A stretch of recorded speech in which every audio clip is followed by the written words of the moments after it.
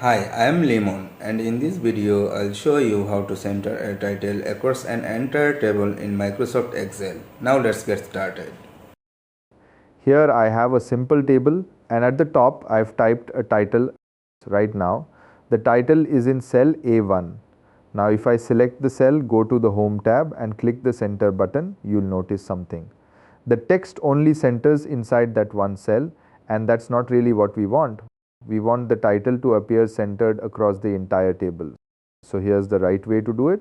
First, select all the cells across the top of the table where you want the title to span.